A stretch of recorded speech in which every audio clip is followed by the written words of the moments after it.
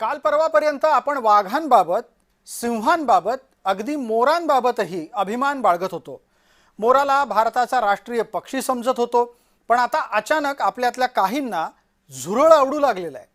यामुळे प्रश्न जन्माला आलाय की इतकी झुरळं आली आहेत तरी नक्की कुठून?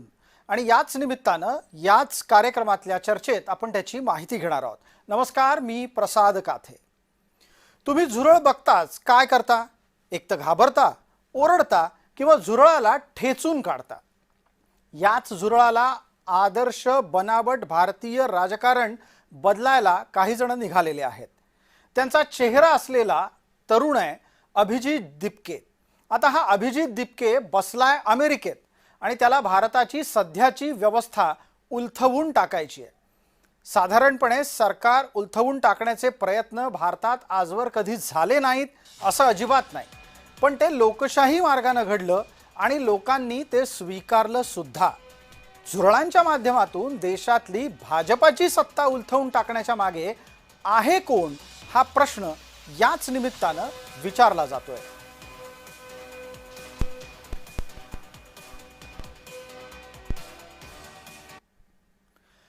भारतात आत्ता भारतीय जनता पार्टीची सत्ता आहे. 12 वर्षापासून नरेंद्र मोदी पंतप्रधान आहेत.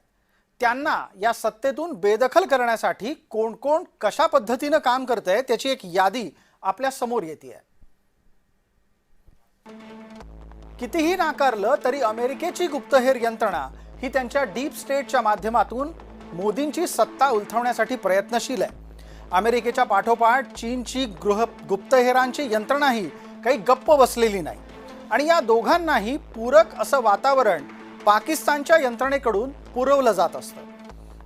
त्यातच सध्या तुर्कीचं शासनही भारताच्या विरोधात कारवाया करत असतं. या सगळ्या कारवायांना मदत करण्यासाठी भारतातून कोण आहे असा प्रश्न उपस्थित होतो तेव्हा नाव येतं समोर काँग्रेस आणि आम आदमी पक्षाचं.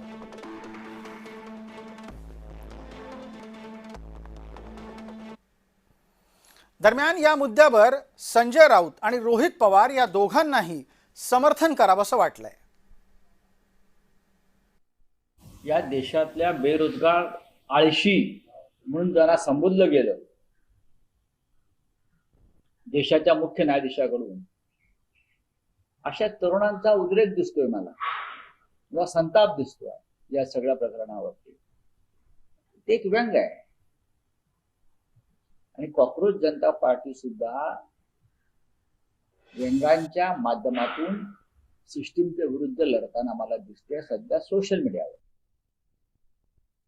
कॉक्रोच जनता पार्टी ही काय पार्टी नाहीये, सोशल मीडियावर एक आउटफिट आहे. पण त्यांना जो प्रतिसाद मिळतोय ते या देशातल्या सरकारच्या विरोधात तो प्रतिसाद तिथं आहे.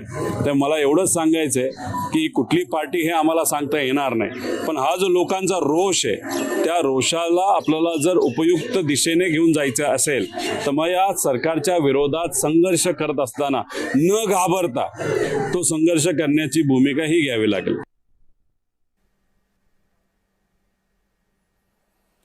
आपल्या सोबत आहेत भारतीय जनता पार्टीचे सहमुख्य प्रवक्ता अजित चव्हाण. अजितराव, या सगळ्या मंडळींना भारतीय जनता पार्टीची सत्ता उलथवून टाकायची आहे.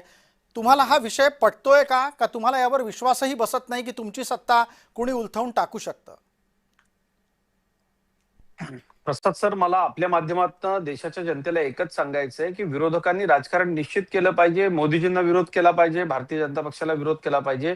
पण हे करता करता ते जेव्हा भारताला, भारत मातेला आणि या देशाच्या राष्ट्रीय सुरक्षेला कॉम्प्रोमाइज करतात त्यावेळेला मात्र याकडे खूप गांभीर्यानं पाहावं असं वाटतं. सर, आपल्या गुप्तचर यंत्रणेला असं काही घडणार आहे याची एक 5-6 दिवस आधीपासूनच कल्पना होती आणि ते घडलं ते असं.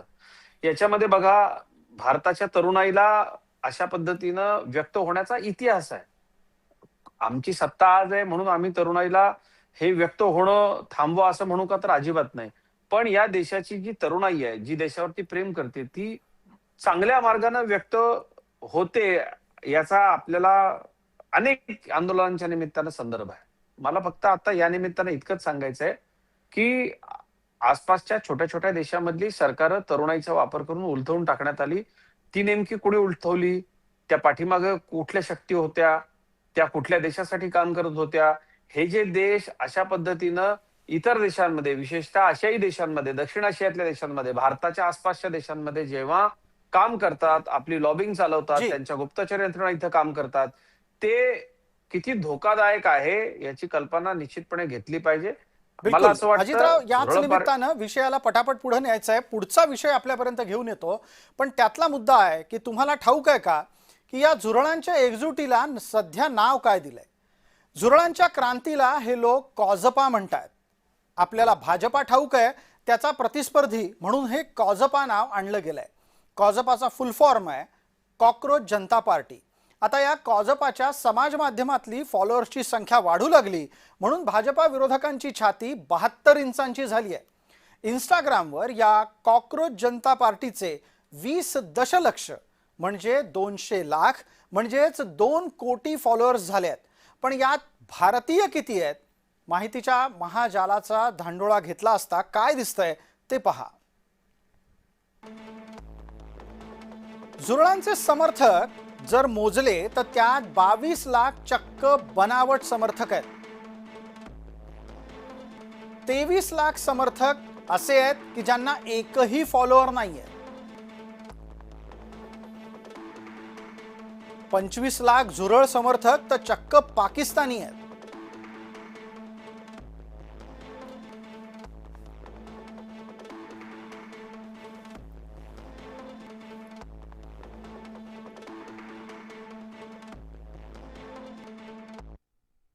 हेलो एवरीबॉडी, जिसका डर था वही हुआ। पहले इन लोगों ने हमारा अकाउंट हैक करने को ट्राई करा, जब इनसे हैक नहीं हुआ तो अब इन्होंने हमारा ट्विटर हैंडल इंडिया में बंद कर दिया है, बैन कर दिया है। आप सभी लोग देख सकते हैं ट्विटर पर जाकर कि हमारा कॉकरोच जनता पार्टी का ऑफिशियल ट्विटर हैंडल अभी इंडिया में नहीं दिख रहा है किसी को भी।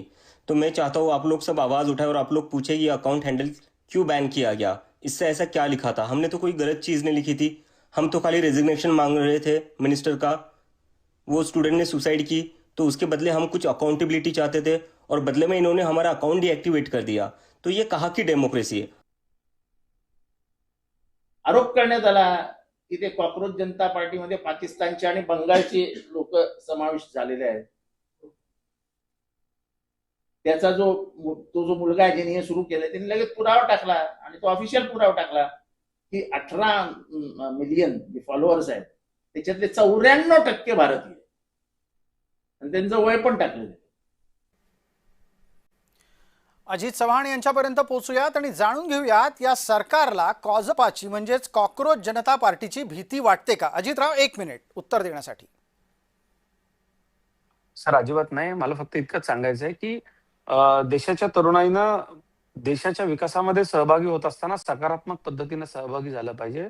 ही जी सगळी मंडळी आहेत, ही मंडळी नक्की कोण आहेत बघा आणि त्यांना सपोर्ट करणारे लोक कोण आहेत. त्यांच्या सपोर्टमध्ये उतरणारे लोक जे आहेत ते कायम सरकारच्या विरोधामध्ये असतात, राष्ट्रीय विचारांच्या विरोधामध्ये असतात, आमच्या परिवाराच्या विरोधामध्ये असतात.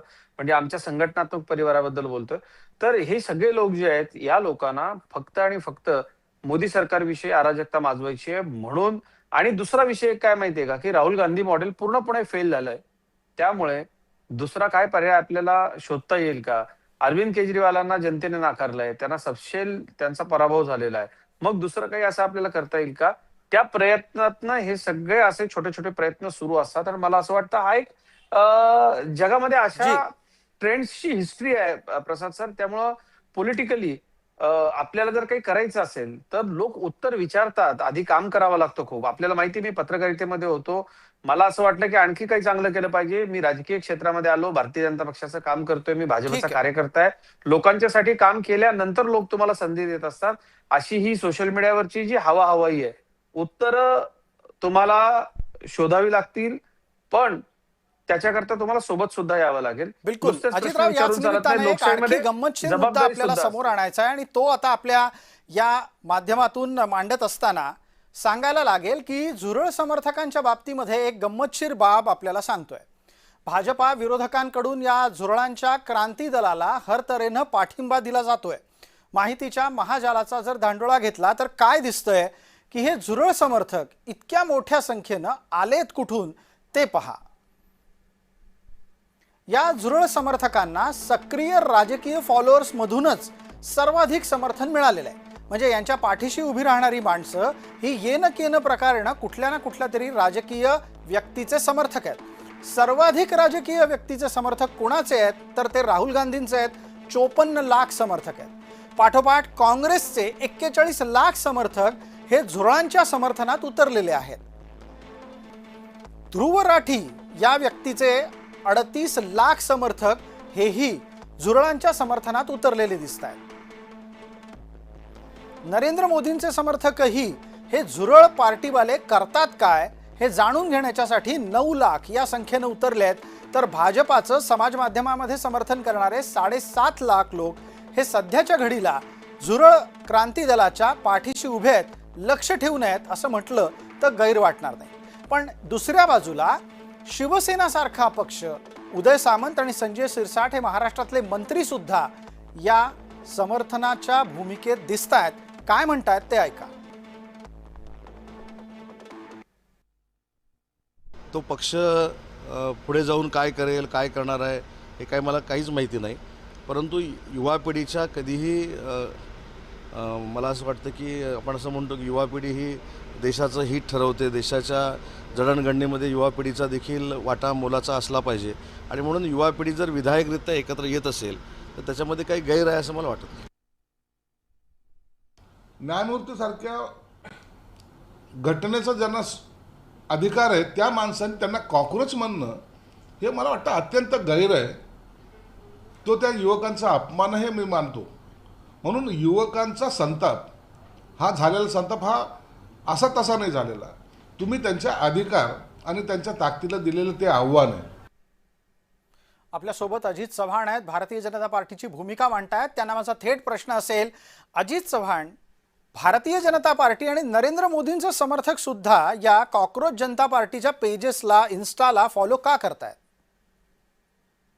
नाही प्रसाद सर, शेवटी बघा असं आहे की एक स्वाभाविक भावना असते, ही सोशल मीडियाची चळवळ आहे व्यक्त होण्याची. आणि जगामध्ये अशा अनेक चळवळींचे ट्रेंड्स यापूर्वी झालेले आहेत. त्यामुळे मला असं वाटतं की तरुणाई ही सगळ्यांच्यासाठी, तरुणाई करता प्रत्येक जण थोडा संवेदनशील असतो आणि तरुण सुद्धा खूप रिॲक्टिव्ह असतात. त्यांचा प्रतिसाद लगेच येतो, ते लगेचच उत्तर देतात.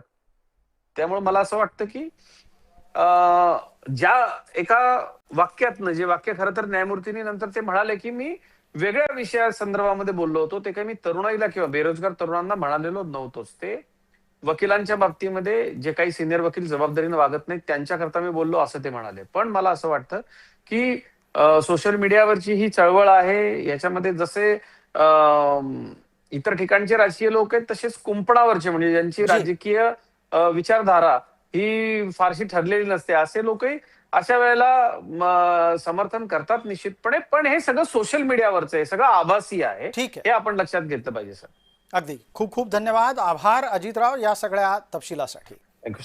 दरम्यान काही वर्षांपूर्वी अण्णा आंदोलनातून सामान्यांचा आवाज म्हणून आम आदमी पार्टी उभी राहिली. जनसेवक म्हणून या पक्षाचा प्रमुख या नात्यानं अरविंद केजरीवाल समोर आले खरे, पण नंतर त्यांच्यात झालेला बदल सगळ्यांनीच पाहिला.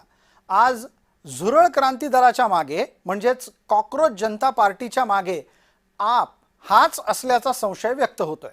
ज्या इंस्टाग्रामच्या समर्थकांच्या भरोशावर कॉक्रोच जनता पार्टी सध्या उभी आहे, त्याच इंस्टाग्रामवर इतरही काही दावे होत आहेत, तेही पहा. हम देश बचाएंगे, रोजगार लाएंगे.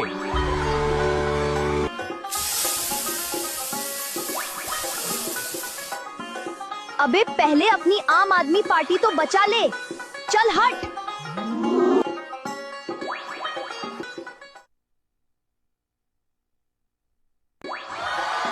हम देश बचाएंगे, रोजगार लाएंगे.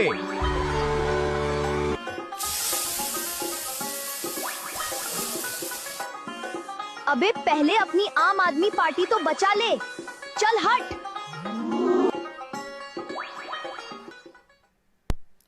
ज्या समाजसेवक अण्णा हजारे यांच्या भरोशावर आम आदमी पार्टी उभी राहिली, त्याच अण्णा हजारेंनी आता चक्क कॉक्रोच जनता पार्टीच्या पाठीशी उभं राहायला ठरवलंय. अण्णा काय म्हणतात पहा. अण्णा असं म्हणतात की कॉक्रोच जनता पार्टी हे नाव काही योग्य नाही. अण्णांना हे नाव पटलेलं दिसत नाहीये. जनता जर समजा या कॉक्रोच जनता पार्टीच्या पाठीशी असेल तर त्यांचं म्हणणं काय आहे ते समजून घेतलं पाहिजे असं अण्णांना वाटतं. अण्णा असंही सांगतायत की सरकारनं त्यांचा अव्हेर न करता, म्हणजेच कॉक्रोच जनता पार्टीचा अव्हेर न करता त्यांना समजून घ्यावं, त्यांचं म्हणणं ऐकावं.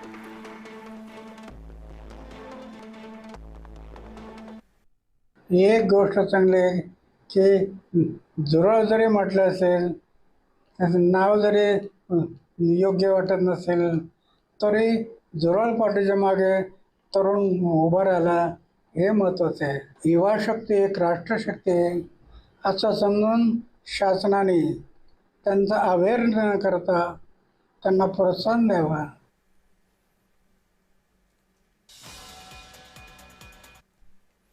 आता या स्थितीमध्ये तुम्हाला झुरळ आवडू द्यायचंय की नाही ते तुम्ही नक्की ठरवा, अन्यथा पर्याय बाकीचे तयार आहेत. एक छोटीशी विश्रांती, लगेचच परत येतोय.